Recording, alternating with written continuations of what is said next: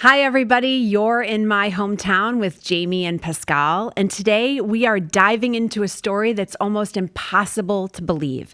Imagine for a second that you discovered your father had a double life. He had another wife, he had other kids, he had another house, he had a completely different family, just miles from where you were growing up. Well, it's the incredible story that happened to our guest today, Mike Zimmerman.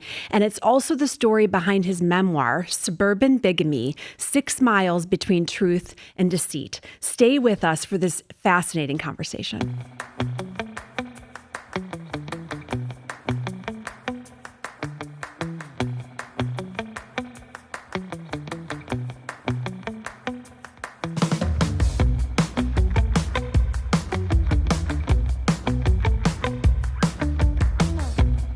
Well, today we're talking with Mike Zimmerman, who you have written an incredible memoir called Suburban Bigamy, 6 Miles Between Truth and Deceit.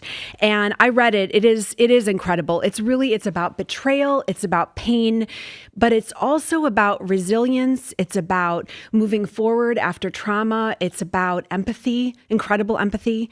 Welcome. Well, thank you. To our little show here. Great to be here with both of you. And we full disclosure, we went to high school together. We did.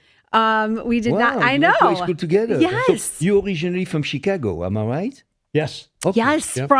He grew up in Winnetka. Okay. And I grew up in Wilmette. We were not friends. We were not in the same group, but I remember We knew each you. other. And yes, Sure. exactly. And it's really wild. And the story is wild.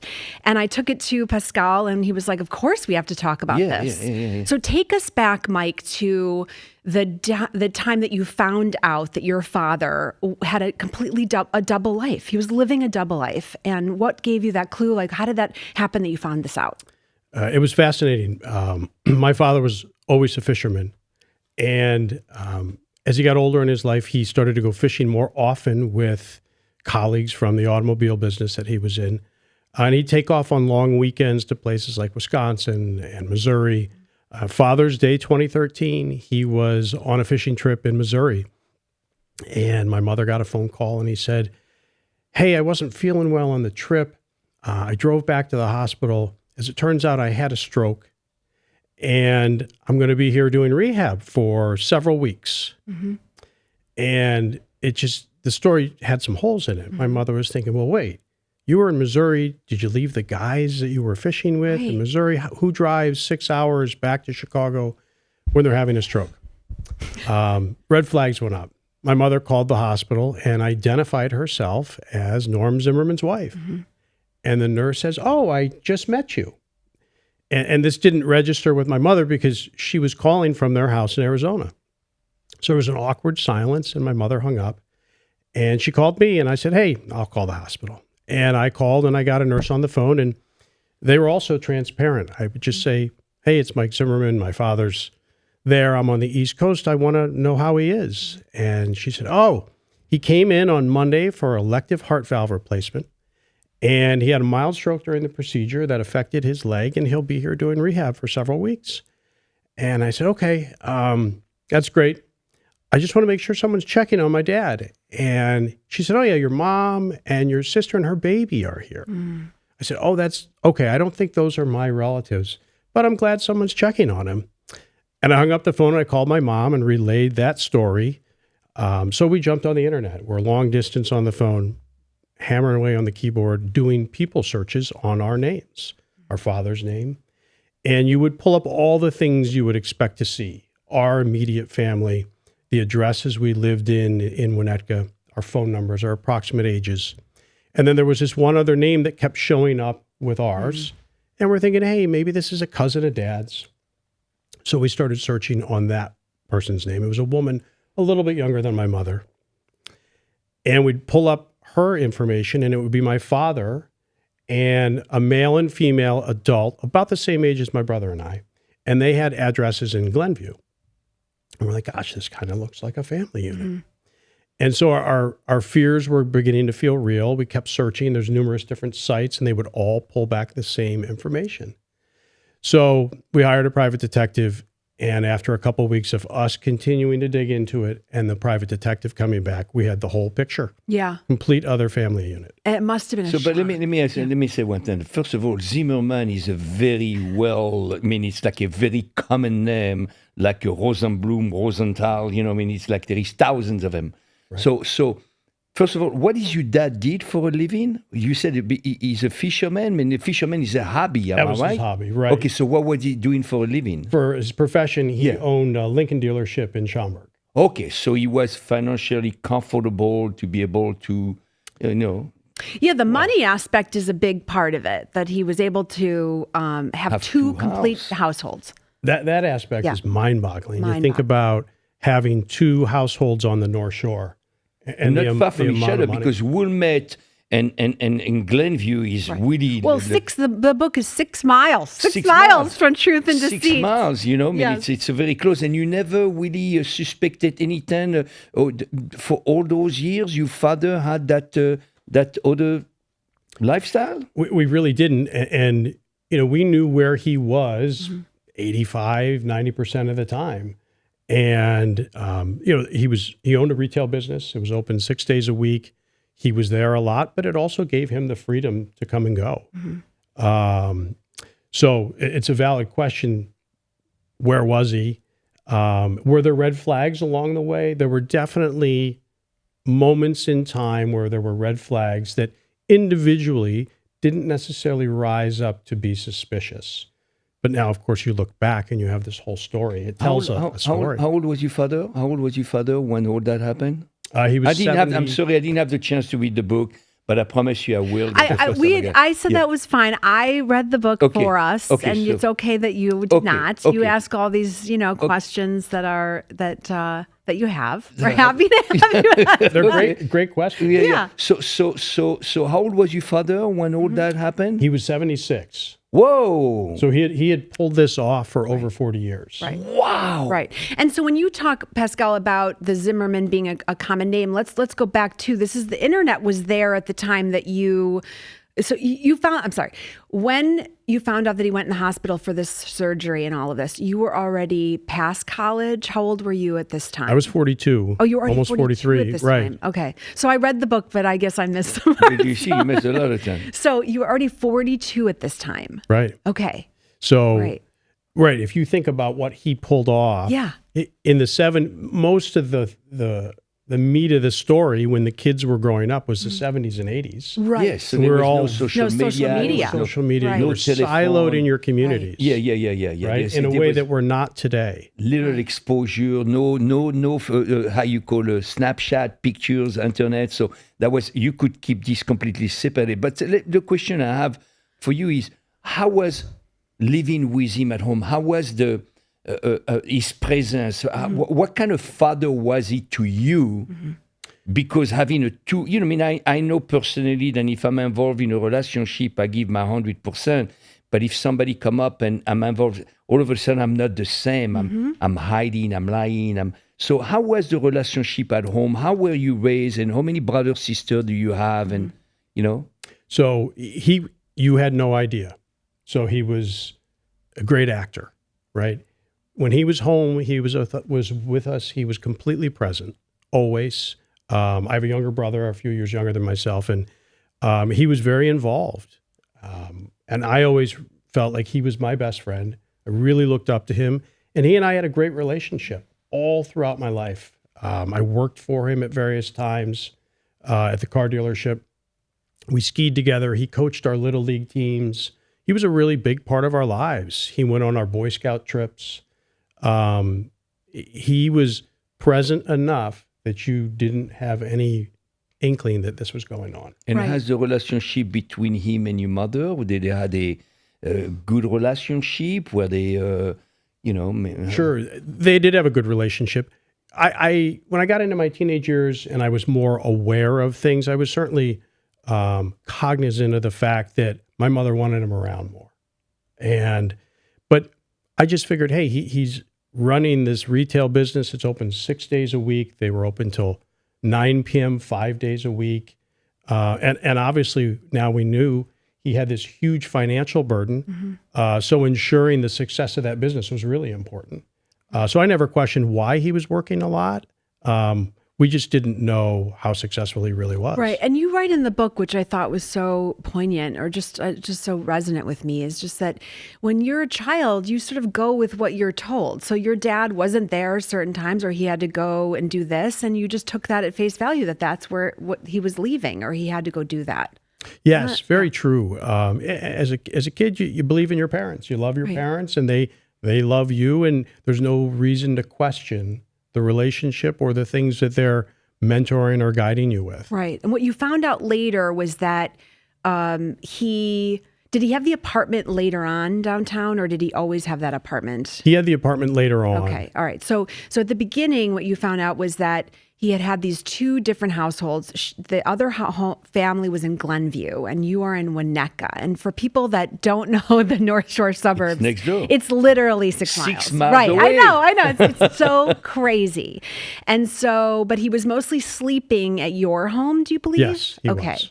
Yeah. He was. So you were the primary, and you make also a point of this in the book, that you were the primary family. We were the primary family. Yes. We were the legal family. Yes. My parents were legally married in the state of Illinois.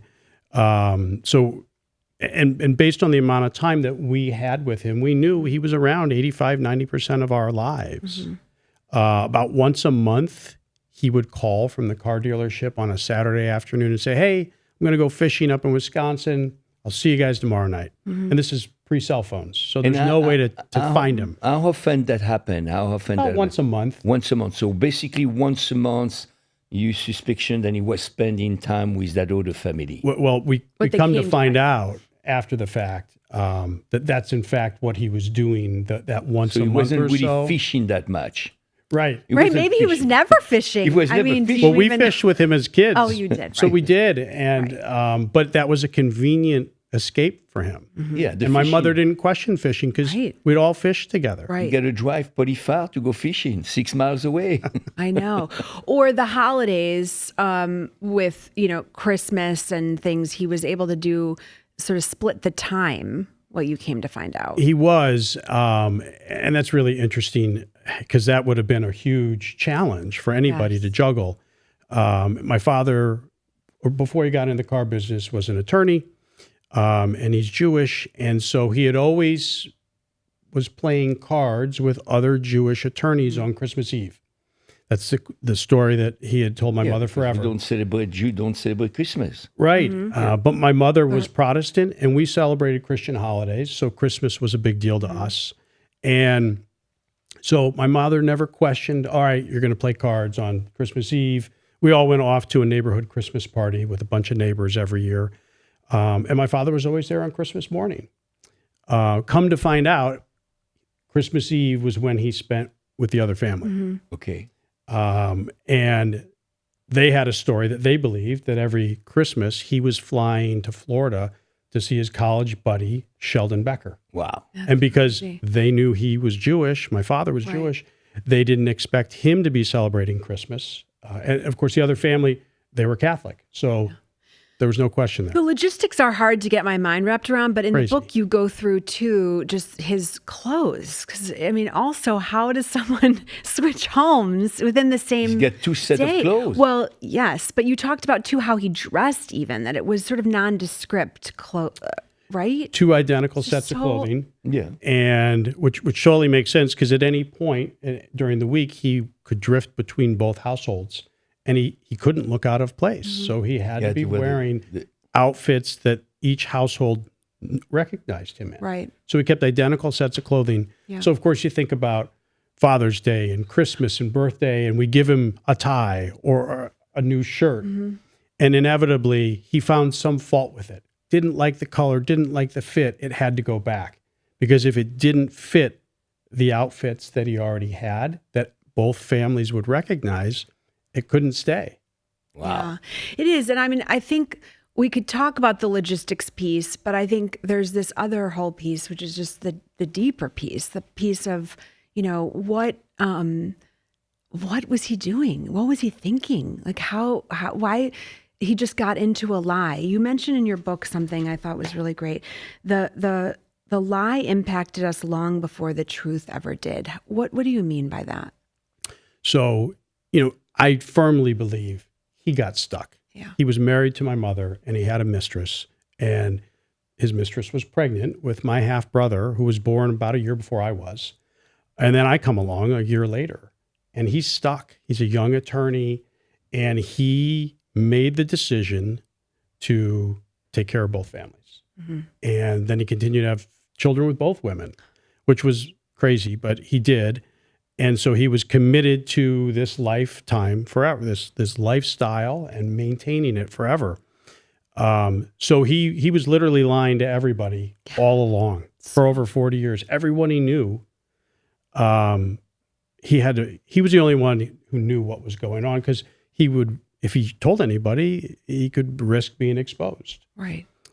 So he carried that lie forever. You know, in France, okay, we have what we call a maîtresse. You know, usually men are married, and it's what? very What well, is it called? Mistress. Oh, mistress. Yes, yeah. of course. Okay. In France, you know, I mean, President Pompidou, when his funeral, when he died, he had his wife and his mistress, okay? So that's been very well known. And in Europe, men are married and get mistress. But to the extent of having children with them, okay, that's the going overboard. And I could understand that your dad had an affair, and I could understand that she got pregnant, and I could understand that he said, hey, I can't leave her behind, it's my kid. And they was feeling there. What I have a very difficult time to grasp is how do you love those two people and being such a great actor, then both of them never knew. That's what is mind-boggling to me.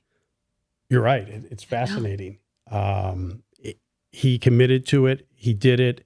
As the details came out, we learned a little more from my father about the situation with the other woman, and it sounded very much like she accepted being a kept woman. She didn't know the details about us, but she accepted him being gone all the time. So the other detail I should mention is that they didn't know he owned the car dealership. Okay. They thought he was traveling on business 5-6 days a week. They thought he was still an attorney and that he was gone all the time. Okay. And they accepted his absence, and that was it. There was no question about it. But the town is 6 miles away in the community. Jamie and I knows very well the suburbs, and you know, I mean, I go to the grocery store and I bump to you, and you go to the I don't think it could happen today. Do you think it could happen today? No. No. No. Today Right, wouldn't okay, happen yeah, because okay. of the social media. Better not be happening today. I mean, no, I don't think yeah. it could happen today because of the social media, because of the internet, because of all that stuff. But I mean, same thing without internet, without social media. I mean, the Winnetka and Yeah. it's such a close community. Yeah. The grocery store, just the grocery store alone, the walking down the street. I mean, to walking with your wife, with your mother down the street, or going or just going get to some dinner ice cream at restaurants or dinner. that are across. I mean, these two suburbs. I guess Glenview doesn't feed into the high school that you went to, Right. right? No. Okay, Right. so that's So the Glenn half Atwell. siblings were in Glenbrook Yeah. South. right. Yeah, and he was Okay. in Winnetka, in New Trier, Right, and, in New Saint- Trier, whatever okay. it is. Yeah. Yeah, but it is wild. So because reading the book, I think I came to feel that the other woman, the other woman, wife, mistress, she knew something. She might not so what you're saying is she didn't know that he was married. Wait, so what do you think? We think, and a lot of these details came from my father, because we were able to extract some But details. how could you from him. believe your father? Well, it's very true. You know, I mean, how could you believe your father? I mean, whatever he wanted to say. I mean, if he was able to Credibility hide this for was shot, 40 right? years, his credibility was shot. I Right. wouldn't believe Very anything true. he said. So, Right. It was He hard. didn't say much. He didn't say much. Once my mother filed for divorce, the first 5-6 months after that were an extended interrogation where I was trying to stay neutral as a means to extract as much information as I could from him about the situation, how it happened, why it happened, who the other family was, because we didn't have a lot to go on other than the search information we found on the internet. And I was able to glean enough information to know that they didn't know about us. The other woman had really accepted this role as a kept woman. And, you know, if she had information about us. She could have leveraged it and exposed him at any point in time. So, and that never happened. So she was in the dark. And at one point, my father said to me, both women were lied to. So even though she was kind of an accomplice as his kept woman, she was lied to as well. But a kept woman, but she took his name and she raised her children as his children. And she, for all intents and purposes, her children thought that he was their only guy. Right. Yeah. It's really incredible. So what was your first emotion, do you think, like when you first found out? Like you said, it sort of it revealed itself over a little bit of time. We were shocked. There was that initial shock. And we spent several weeks trying to figure out what to do. And my mother really arrived at filing for divorce was the right thing to do right then and there. We were paralyzed by fear as well because he had had the stroke during surgery. And we were worried about additional complications. And if something serious happened, we might never get answers. So we really tread lightly in the weeks that followed the revelations. Because you didn't run to the hospital. We didn't. And that's a regret. Right. I feel like in retrospect, I should have gone in and visited him.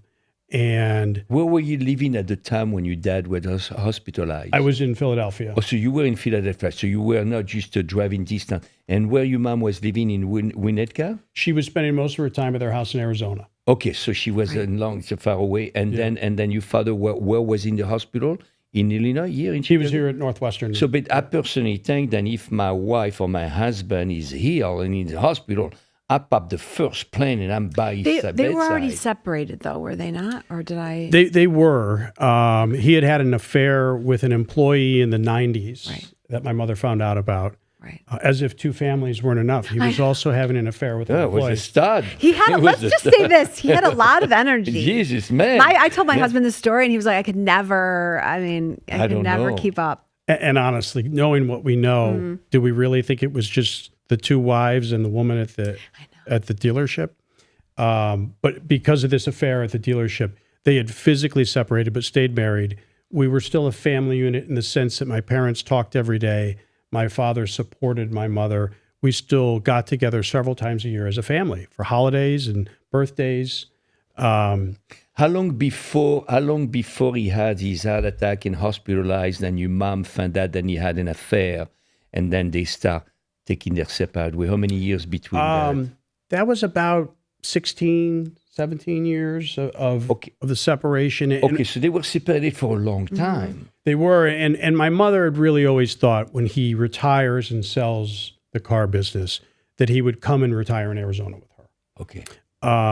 In retrospect, he worked way into his mid-70s, and he always said, "Oh, if you retire, what are you going to do with yourself? Your health's going to go." Well, in reality, he kept working because he still needed to generate a lot of income. Man, he got two houses, a mattress, and we don't know how many he's had at this point now. Right? Yeah. And so you really regret, so like you said, back to that, you did not go to the hospital and sort of confront him because there was all of this other considerations that you were having. And that's a huge regret. Right. But we were shocked and we were a little bit paralyzed by fear of if something additional happened to him, we'd never get answers. Right. And then my mother progressed with filing for divorce, and she had him served while he was still in the hospital doing rehab. I got the phone call. He called me and said, Mike, do you know your mother's divorcing me? And I said, I know, Dad. And he says, well, why? I said, well, Dad, we found out you have a secret double life with a whole other family. And he says, oh, I better call your mother. That's his reaction. That was, I better call your mother. Right. And then an hour and a half later, my mother calls me and describes their conversation. And he didn't run from it. We knew too much information. We had the names of the other family. He was caught and he knew it. And he admitted there were going to be revelations. And he had two questions. He asked my mother, how much money do you want? Which she said, I don't know how much money you have. And then he said, I guess this is the end of my relationship with the boys, meaning my brother and I. And that was really shocking. But of course, he had more insight into the whole picture. He knew who the other family was. He knew that as this unraveled, the other family would never accept the fact that he had us, this other family. Yeah. So you telling me that the other family didn't know that you existed? They didn't know about us at all. Man.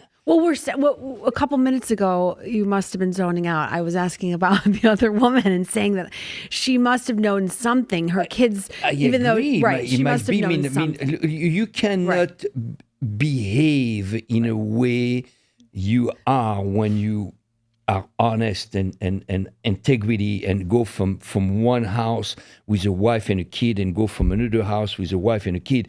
I mean, although your father is a magician, to be able to play that act so well, or a sociopath. Right. I think to me, to be able to, for them to not figure. I mean, woman likes to be kept, no doubt. Okay, I mean, but there is a certain extent to the point where they want to have the truth. They want to spend time.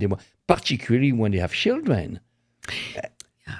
She accepted their lifestyle, right? And they saw him Sundays, and that's something we found out after. I did have one conversation with my half sister along the way as the details unraveled. We had one conversation, and that was really helpful, I think, for her and I to really piece together the details. We filled in the gaps for each other. Mm-hmm. Sundays he would often get up and we'd have breakfast, and then he'd say, "Hey, I'm headed to the car store. I've got a lot of paperwork to do." And then he'd come home 8, 9, 10 hours later. Come to find out, Sundays were the day he spent with the other family when they knew he wasn't traveling on business. Right. So you say in the book you had this conversation with your half-sister, and you thought that might sort of be the beginning of more conversations. I don't know if you let yourself think of what the relationship you were going to have, but you definitely thought you were going to be talking to her more. And then what happened was they just sort of cut off and they sided, right, with the other. Right, they did. Leading up to that, after about 5 or 6 months of my parents' negotiation, during the divorce proceedings, my mother was diagnosed with breast cancer, and so we felt like that was going to put pressure on my father to hurry up and settle. Mm-hmm. And he wasn't. He was dragging his feet. He was being difficult with disclosure and his finances. So after we figured out the other family didn't know about us, I put an anonymous letter. The other kids didn't know about right, the other I'm kids. I'm going to say that I don't. We put an anonymous letter in the mail to my half-sister, and within a couple days, she looked up my mother's phone number and called her, and then my mother gave her my phone number, and she and I spoke. Mm-hmm. And we filled in the gaps. A lot of details were exchanged about how we were raised and what our lifestyle was like and what hers was like. And I came away from that thinking, okay, we'll probably talk more because there was more to discuss. And it was a real opportunity for both sets of kids who I felt like we were equal victims. Mm-hmm. We were innocent in all of this, could learn a lot from each other, and it would probably help us with healing from the situation. The other family, the other children went and confronted their parents. Mm-hmm. And they circled the wagons. But he was most upset with you telling this half-sister. Right. I got a phone call from my father. He questioned why I spoke with my half-sister, and he said, "You told her too much." And I said, "Well, Dad, we told each other a lot of stuff. She told me stuff. I told her things. And we're really just telling each other about our lives." What was it? How you half-sister, I would say, how was she raised? I mean, she was in a luxury like you were in Winnetka, where you was in the upper class, or how was she raised? Did she have a good relationship with your father? Did she call him Dad? Did she? Yes. Yes. She had a great relationship with my father. And they had a nice house in Glenview? They had a nice house in Glenview. That's a good school district, similar to New Trier. And so I got that phone call from my father, and he was really mad that I disclosed the details. Mm-hmm. And in the background, the other woman is yelling and screaming, "I can't believe they told them," meaning we told their kids. Right. Like you were supposed to hold that secret for their benefit. For their benefit. And that was very revealing. The fact that she was upset at us rather than at my father meant she knew that she was part of something, and that so she knew what's going on. Right. She just didn't know about us. Yeah, she knew about us, but she knew what's going on. She knew that she was in on this, lying to her children about the fact that she really probably wasn't legally married to my father. She took his name, raised those kids as if she was legally married. Yeah. Did she do anything for living? Was she working? Was she or just No. kept woman? Just kept woman. Kept woman. Yeah. So your father had to work very hard. Yeah. Well, man. and I think Yes.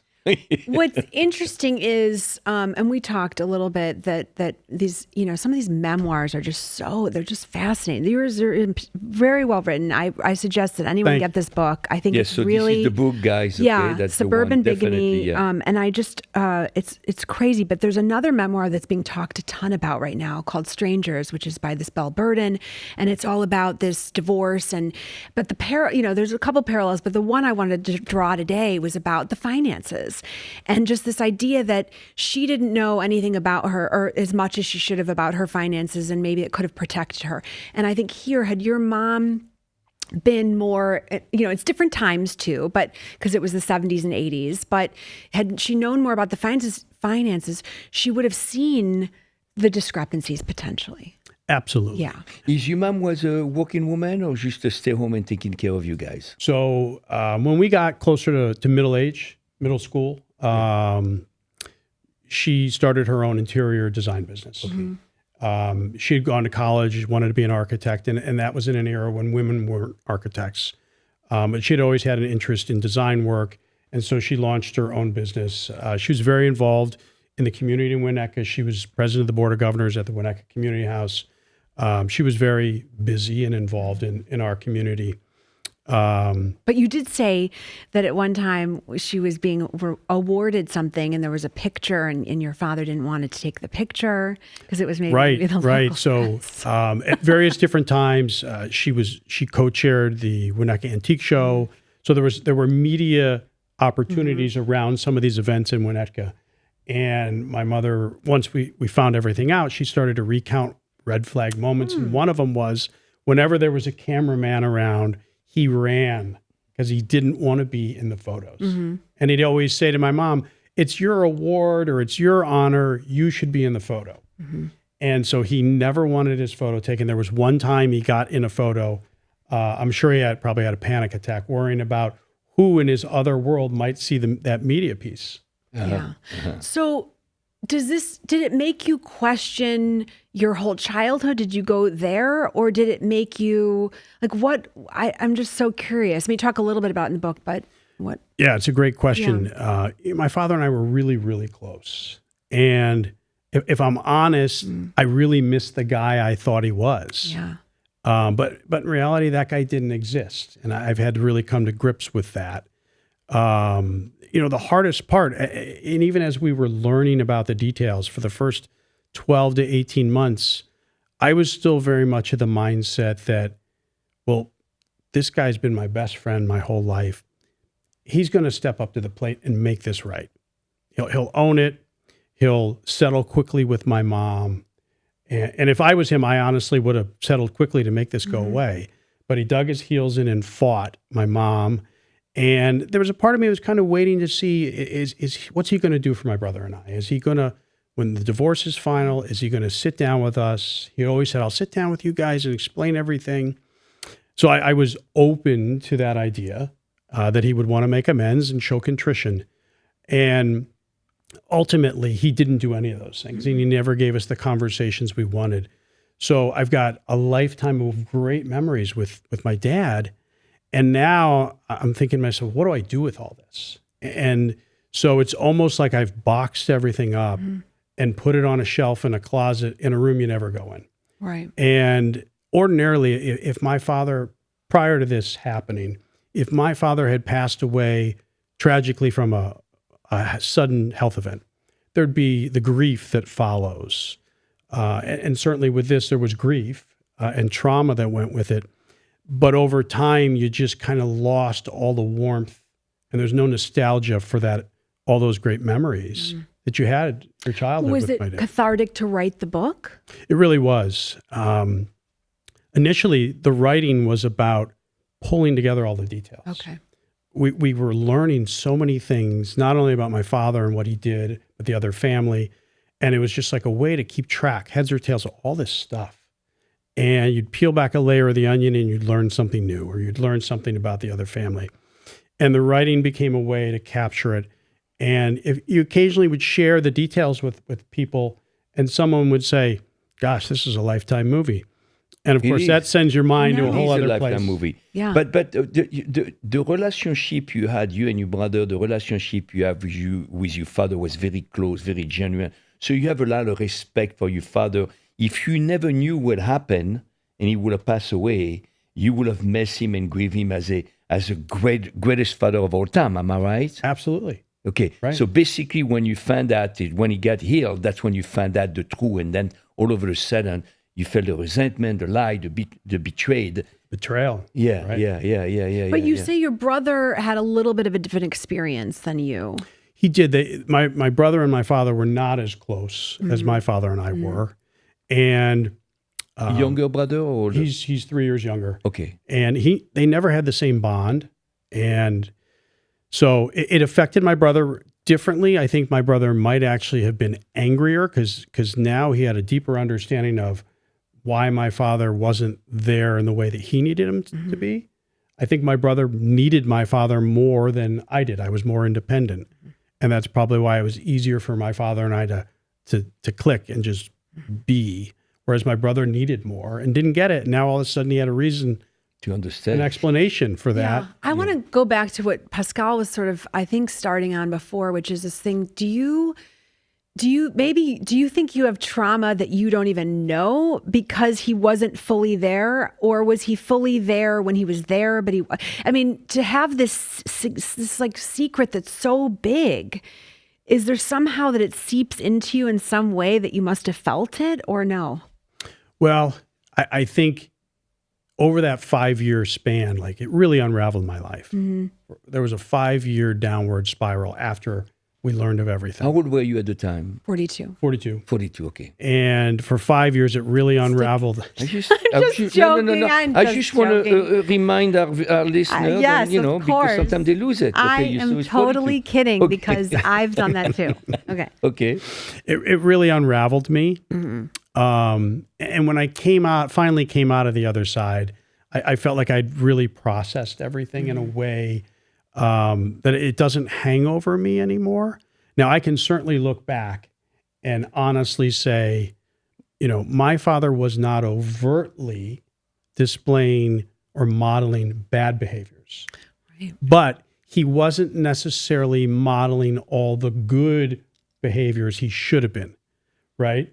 He was very independent. He set boundaries, and he kind of came and went on his terms.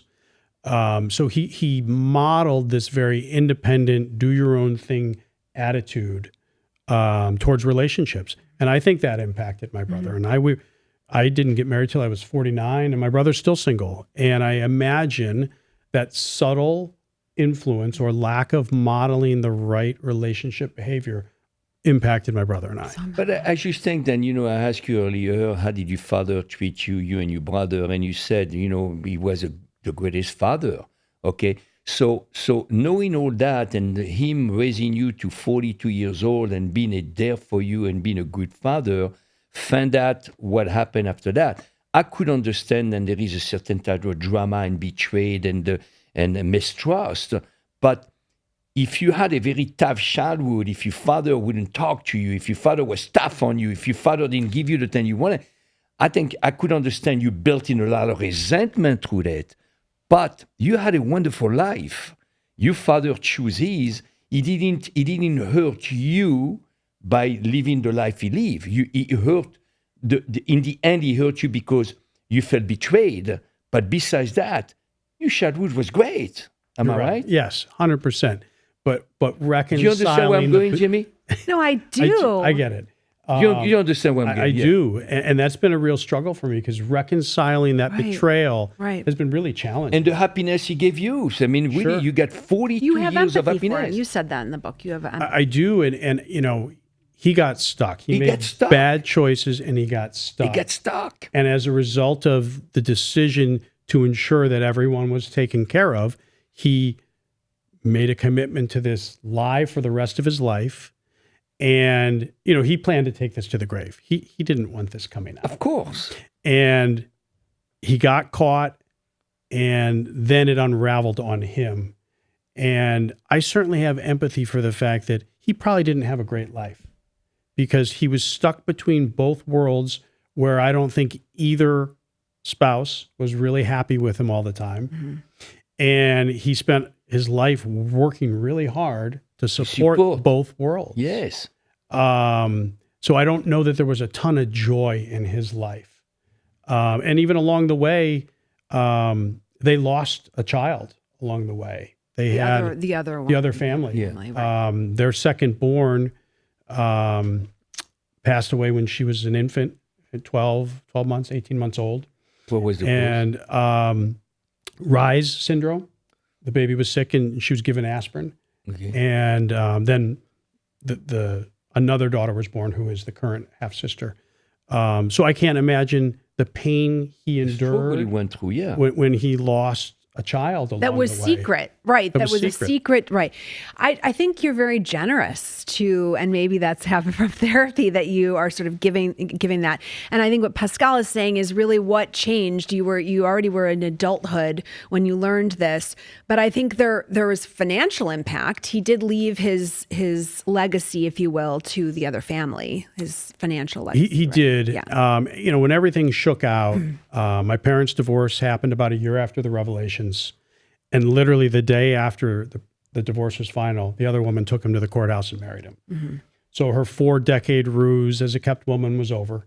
And she became the primary beneficiary, right? Is that she was in the driver's seat.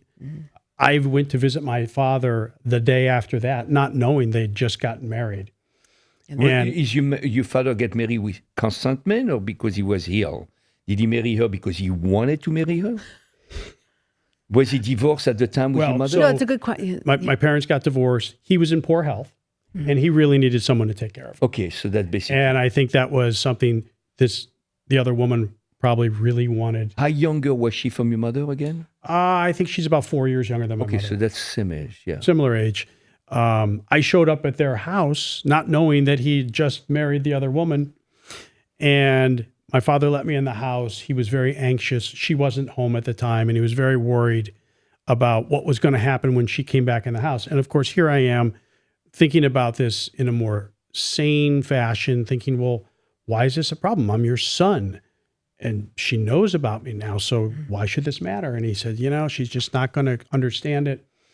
And she came roaring into the house when I was there and lost it. She went crazy at both my father and I, yelling, screaming, obscenities, and she just wasn't having it.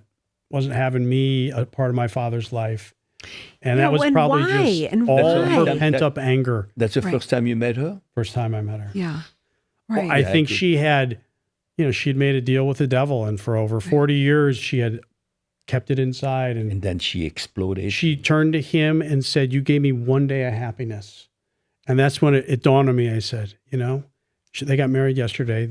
They got one. She felt it was one day of happiness when she got married. Yeah. Yeah. How old was he when he got married? When was that? That would have been, he was 77. He was married to her. Yeah. Yeah. It's incredible. So, what has been the reaction to the book? I'm curious too of some of the people that you grew up with and in the community of Winnetka that is pretty small. What have people read the book and said, I'm shocked, or this makes sense, or? It's interesting. Most people are shocked. Yeah. It's a shocking story. The scandal's shocking. The fallout is crazy. If you think about, I guess to a certain extent, there's kind of some stereotypical clashing going on when two families there's a tug of war. But as you alluded to earlier, once he married the other woman, she got all the finances. My brother and I were written out of the estate plan. People read the story and they're blown away. Mm-hmm. And there's always, people have been very supportive. When I went through it, that 5-year span, I felt very alone because you can't Google, hey, father's double life, other family 6 miles away, what do I do? Right. You're flying blind in the fog about how you navigate this. So it was really challenging. Mm-hmm. But then the book comes out and there's been a ton of empathy. Mm-hmm. And I've done some speaking engagements. And people will come up to me afterwards and say, hey, thank you for sharing your story. Wow, it's crazy. And that took a lot of courage to talk about it. And then they turn around and say, you talking about that has helped me think differently about my own personal situation. So that kind of empathy that people showed me, and the vulnerability to share their own story has been really surprising and wonderful to hear. So the support's been great. Yeah. And is So that how's the relationship with you and your half sister? Do you have any? We don't have any relationship. No relationship. Never tried to get connected and connect the dots. Well, read the together? book for the rest of that. We I have know, to but leave I mean, something I for wanna people. know because he's going to No, before. but- I want to know. I want to be ahead of the book. Right. So the other thing, when they circled the wagons, we felt like there were a couple scenarios, and one of them was my father and the other woman brainwashed my half siblings. Maybe he promised them money if they stayed in line, but they have shown no interest or curiosity whatsoever to, and I didn't have any false illusions that we were going to start spending holidays together. I didn't think about it that way. I was thinking, like, honestly, we could learn a lot from each other, and it would probably help us all get more closure. And they didn't share that curiosity. And I think that's a miss for all of us. It's sad. It is sad. It's sad because, I got married once. I have a children with my first wife, and I got married second time. I got two children, and from obviously two different fathers. But my children from my first wife and my second wife are very close. They're sharing their life. They're talking to each other, spend time in vacation together. And that's sad to see then that the two of you who were innocent, you didn't know what's happened to being able to build up a relationship and get to know each other as a half-brother sisters. I agree with you 100%. I do think, and they all handled what I would deem, they handled the whole situation very poorly. And to a certain extent, I feel like their upbringing may have informed how they responded to this. We responded to it from the mindset that, and my mother said this more than once, she said, I would never deny any children access to their father if the roles were reversed. But I think because we had a much more functional household, we've approached this much more openly in the sense that, hey, children are all equal victims. There's no reason why we couldn't communicate with each other. Yeah. Whereas the other household, there were some things going on, and I only know a little bit what my father told me and some of the details he disclosed along the way. I've had a couple conversations with former neighbors of theirs who came out of the woodwork, and what they described was a very strange house in the neighborhood where they would see my father show up one day a week. Those kids weren't allowed a very long leash in the neighborhood, so they weren't allowed to go play in other homes. And I imagine that's because there was a fear of details coming out. Wow. So it's hard to believe because, I know that in school, if you take the Nutrier and you take the Winnetka or Glencoe, they all have games where they practice, they team against Glencoe versus Winnetka. Right. And the kids never really get, I saw your dad with that woman. You never... it's mind-boggling. You never saw them at a cross-country meet Exactly, or anything like that. because Right. This is 6 miles away, which is really wild. such a close neighborhood. I know that when my son was in Nutrier, he used to go and compete against the guy in Glenview, and Glenview compete with the guy in Winnetka. So there was always parents involved and stuff like that. And wow, your father that's was... this day and age, right? Yeah. Those siloed communities that existed in the 70s and 80s don't exist anymore. Everyone kind of knows everyone through social media. And the other thing I think that's changed so much more is sporting leagues and activities cross towns, and there's travel teams, and all that is much more common now than it was 50 years ago. Yeah, it's incredible the type of person that he must have been to have. It sort of reminds me of even the Bernie Madoff story of just having like this just constant lies and lies and lies. And I mean, there was truth in it. You're the love of your family, but it's just crazy. So you mentioned you have a bit of regret about not confronting him. How do you find closure then? You weren't speaking to him the last couple of years of his life. You wanted to. Right. His wife cut off the communication. You went to the home, the police, you couldn't get in. So how do you move on? Because that's really, I think, Yeah, where that's a good question. we want to How do you move on? understand. Right. And it took a long time to get there. That 5 years was really tough. You know, eventually you start just time elapses. Time helps heal the wound. Yeah. And then my son was born near the end of 2019. And I was almost 50 when he was born. So I was very aware of the fact that my life was going to change from the standpoint priorities would change. Your purpose, where you spent your time was going to change. What I wasn't prepared for was just how much love this child was going to bring in my life. And he gave me the purpose and the closure that I needed from that situation. And so now everything I've been able to do is look forward with my son. And before he was born, I didn't have that. I was still kind of trapped in this, what happened with my dad? My dad didn't give me closure to the situation. And when is the whole thing going to shift in a positive direction? And so the presence of my son and enjoying all those cool first moments with him has been obviously life-changing, but healing. And that's really what's given me that final piece of closure. And, certainly I'm experiencing things with my son that I know I did with my dad. And so inevitably my mind does go back to things with my father. But I also know, just from comments my mother makes, she says, your father didn't spend near this much time with you and your brother as you spend with your son. Did she said that out of resentment, or she said that as out of positive support? Was it right? true? Was it true? I mean, Sure. You said your dad was there for you. He was there, but he was working so much when we were young, and so and I work from home, so I've had this great, awesome experience picking him up midday from preschool, or I'm with him every day, putting him on the bus or taking him off the school bus to kindergarten. So I've been able to be so immersed in his world and he in mine, and that's gone so far in the healing process for me. Good. I'm so glad. I'm so glad you're here to tell us the story. Well, thank you. It is a very fascinating story. Please, guys, I suggest this is the book. Yeah, Suburban Bigamy, 6 Miles Between Truth and Deceit. Yeah. And Mike Zimmerman, thank you so much for sharing your story with us. Thank you. You both for Yeah, I having love me. that. It's been great to be here. Yeah. Okay. Thank you. Wish you the very best. Yeah. Thank you.